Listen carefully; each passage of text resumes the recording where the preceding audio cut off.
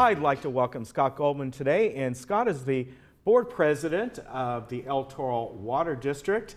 We're always happy to have you here. Thank you, and Ken. all you folks from the Water District. And today our topic is, it's been one that's been going on here for quite a while.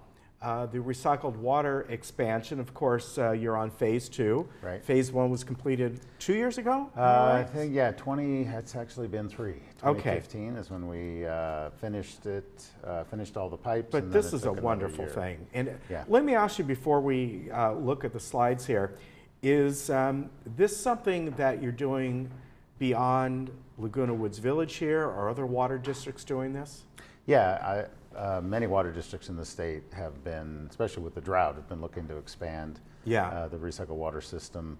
For us, our phase 1 was in Laguna Woods and in Laguna Hills. Okay. Phase 2 is strictly in Laguna Woods. All right. Now, newer districts, I live in Santa Margarita Water District. Was that part of their initial plan when that was built 20, 30 years ago? Not their initial plan.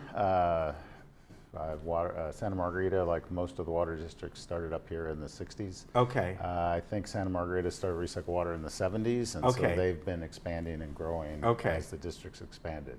All right. For El Toro, back in the 70s, we did the golf course here in Laguna Woods, and then going beyond the golf course was our phase 1 system. Okay. All right, let's look at the project status here, and we're going to get into the slides, and you sent us some photos here. Yeah. And of course, the purple, that signifies recycled water, right? Yes, and so we're pretty much done with the pipes in the street. So our phase 2 system will serve 260 acre feet, so it's about that's great. 15% expansion of what we had in phase 1. So overall, with phase 2 being completed, we'll have about 20% of our total water supply that we deliver will be recycled water. So it's a huge relief for us to be able to take that off the potable demand. Yeah. So all the pipes amazing. are in the ground, but we're not done yet. So that's the 7 million, or just under 7 million is the total cost, but we're about 90% complete because we still have to do all the on-site work. So the first phase, or the first part of the phase 2 system was to get the pipelines in to the meter, and now we have to go on to each site and make sure it's safe to deliver the water. Very good.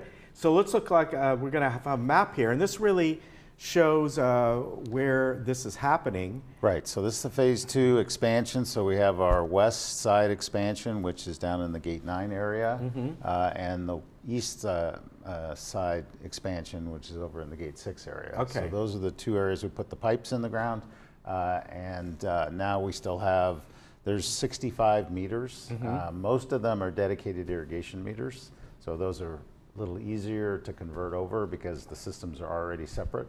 But some of them are combined meters where we have to actually go in and separate the potable water from the irrigation system. Okay, speaking of all this water, where initially does it come from and lead to? It all comes from our wastewater treatment plant, which is off of Ridge Route near the golf course. And so you can see in gray, that's the phase 1 system that's been in service for the last 3 years. And so these are just extensions off of those pipes. And the water that comes to there, where does that come from? It's all the wastewater that everybody flushes down the toilet that goes to our plant. And then we treat it to a secondary level for ocean discharge, and then we do additional filtration and disinfection to be able to use it for irrigation.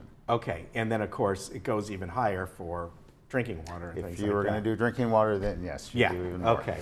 Let's look at the retrofit in cross-connection testing. This is how you check the lines? This is when we actually get to the site. There's a series of steps we'll go through before we can actually deliver the water. So the first step is we do a cross-connection test, and that's where we take the irrigation system and we depressurize it, and we put a pressure gauge on it, and we make sure that there's no water. So the potable water system is still functional.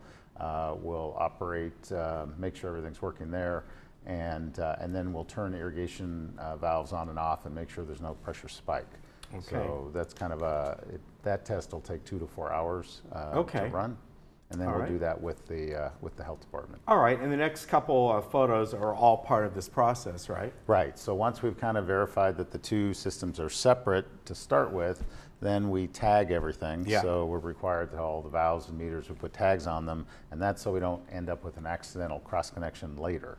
So everything is pretty clearly identified. All right, and then the next one, it shows again the piping, the identification by the purple magenta meter covers there. Right, so this is an example where we have an irrigation meter. It's already a separate system, and we'll put a recycled water meter next to it. Okay. And then once we verified its integrity, then we'll disconnect the irrigation meter, and then we connect in just downstream of where the meter is with recycled water. So it's a fairly simple, in this case, it's a fairly simple modification. Most of it's signage and tagging of facilities to say, yeah, this is recycled water now.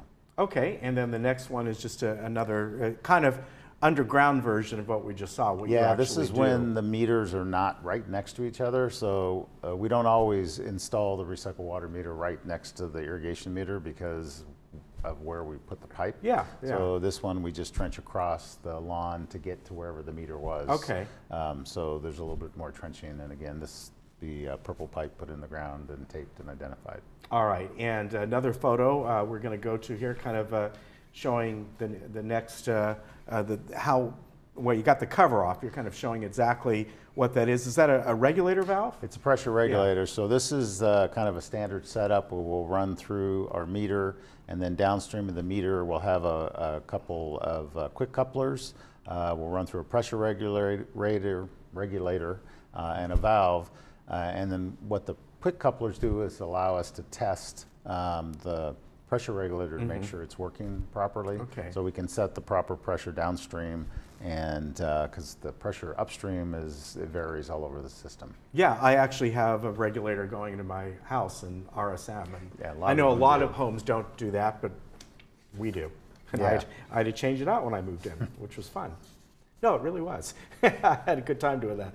All right, a couple more, and one of them is, of course, this, this water is great for how we use it, but not for drinking. Correct. This is quality suitable for irrigation, so we are required to post signs. We try not to put signs that are too obtrusive, but but you need them. Yeah. Yes. And then a couple more photos here. You see where whether that sign would be placed, Right. so people are aware of that. And then the last photo here is again showing sort of what we did before, but Right, so the pressure regulator's in its own valve box, and the meter's in a valve box. Both are tagged and identified. And so we have, as I said earlier, 65 meters. 47 of them are dedicated irrigation, and 18 of them are combined meters, which means the irrigation and the potable water come through the same meter, and then they're separated after the meter. And there's usually a backflow device, like at your house. If you have sprinklers, you have valves that are above ground, and they act as a backflow, so you don't get irrigation water back in the drinking water side. All right, very good. So we'll be starting up this work soon, and it'll take about 6 months or so to get done, and then we'll be all done with phase 2. All right, very good. Great to have you on. Thank you for the update. We really appreciate it. It's always a pleasure to be here. And we will see some from El Toro Water District next time. And again, this is all good stuff that's happening, and all helps in the future. Absolutely. Yeah. All right. Take Thanks care. again. We'll be right back.